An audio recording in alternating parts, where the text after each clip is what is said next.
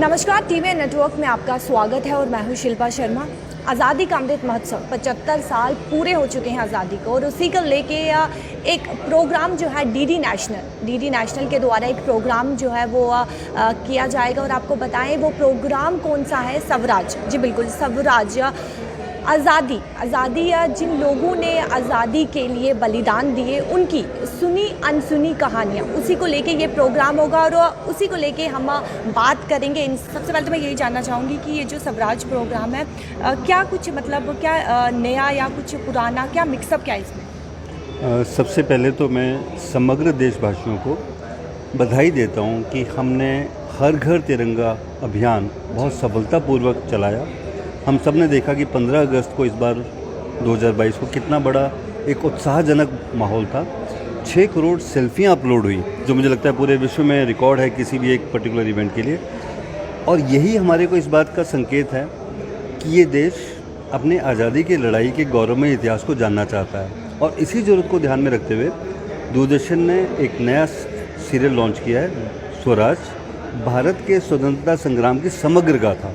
जैसे शब्द ही है समग्र गाथा, यानी कि हर वो पहलू आज़ादी की लड़ाई से जुड़ा हुआ जिसके बारे में आप चाहेंगे कि आप भी जानें और आपके बच्चे भी जानें और हमारी आगे आने वाली पीढ़ियां भी जरूर जानती रहें। क्योंकि जब तक हम अपने बेसिक्स के बारे में नहीं जानेंगे, हम अपनी फाउंडेशंस के बारे में नहीं जानेंगे, हम अपने इतिहास के बारे में नहीं जानेंगे, तो मुझे लगता है हम उससे शिक्षा लेकर आगे नहीं बढ़ पाएंगे। तो हम अपने इतिहास को जानें, अपनी गौरवमयी स्वतंत्रता संग्राम को जानें, उन हीरोज़ को स्मरण करें जिन्होंने हंसते हंसते बलिदान दे दिए। और देखिए, बहुत सारे ऐसे हीरोज़ हैं जिनके बारे में हमें पता है, हम किताबों में पढ़ते हैं, लेकिन बहुत सारे अनसंग हीरोज़ हैं, ऐसे अनजाने नाम जिनका हमने कभी नाम नहीं सुना, लेकिन उन्होंने अपने अपने स्तर पर बहुत बड़े प्रयास किए, अपने अपने इलाके में लड़ाई लड़ी, अंग्रेज़ों से लोहा लड़ा, चाहे वो आर्थिक तरीके से था, चाहे सामाजिक तरीके से था, चाहे एक सेनानी की तरह था। इन सारी चीज़ों को पिरोता हुआ एक quality production which has been shot in the best of the cameras, the latest available technology, इस रविवार यानी 14 अगस्त से शुरू हो चुका है। हर रविवार को रात 9 से 10 के बीच में ये डीडी नेशनल पर आएगा। हमारी जो जनरेशन है, हमारी ये जो जनरेशन है, क्या लगता है आपको कि कहीं ना कहीं ये भूलती जा रही थी? मैं मानता हूँ कि हाँ, ये बात कुछ हद तक सही है। आज हम सबके हाथ में मोबाइल है और हम ये भी मानते हैं कि हमारी जो युवा पीढ़ी है उस मोबाइल के साथ बहुत हद तक जुड़ी हुई है, उस पर काफ़ी समय दे रही है।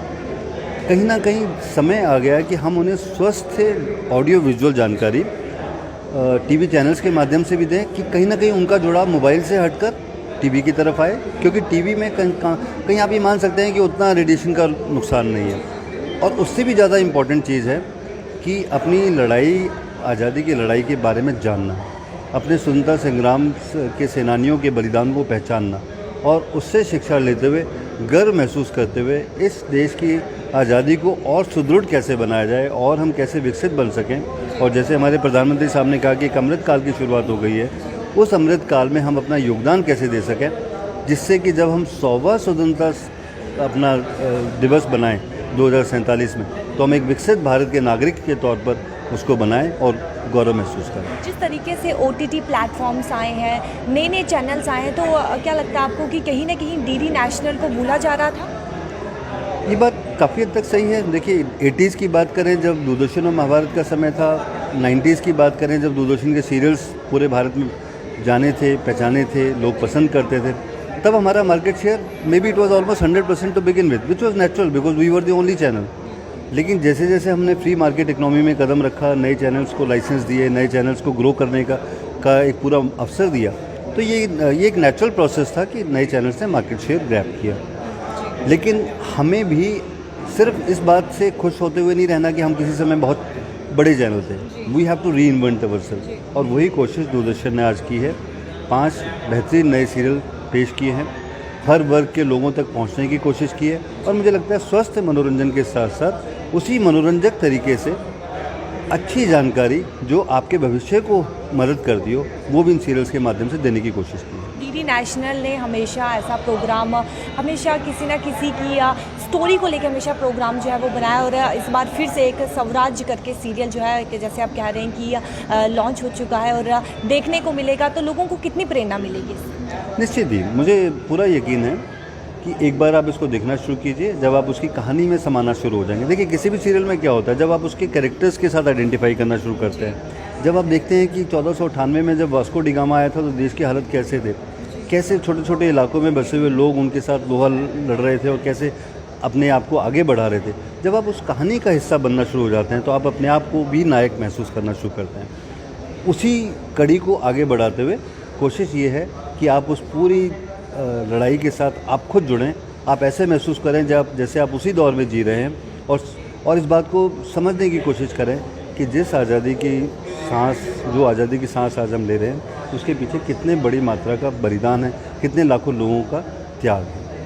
जिस तरीके से इन्होंने कहा कि स्वराज, जी बिल्कुल है, स्वराज सीरियल जो रात को 9 बजे डीडी नेशनल पर आएगा। और आपको बताते चलें कि 20 अगस्त से अलग अलग भाषाओं में भी, ये 9 भाषाएं हैं जिनमें भी सीरियल देखने को मिलेगा और किसी को भी भाषाओं की दिक्कत की समस्या नहीं आएगी, क्योंकि इन्होंने 9 भाषाओं को अलग अलग 9 भाषाओं में ये सीरियल जो है वो आपको देखने को मिलेगा। और आपको बताते चले कि 8 से 9 बजे ये सीरियल जो है आपको देखने को मिलेगा। और 20 अगस्त में दोबारा बता दूं, और जिस तरीके से डीडी नेशनल हर एक अलग अलग प्रोग्राम, स्टोरियाँ, अलग अलग हीरोज़ की स्टोरियाँ हमें दिखाता है, और आज फिर से एक स्वराज सीरियल देखने को मिलेगा। और आप भी ज़रूर देखिएगा ये सीरियल, और आपको कितनी प्रेरणा मिलेगी इस सीरियल से कमेंट करके ज़रूर बताइएगा। देखते रहिए TVN नेटवर्क। शिल्पा शर्मा के साथ कैमरामैन गोपाल।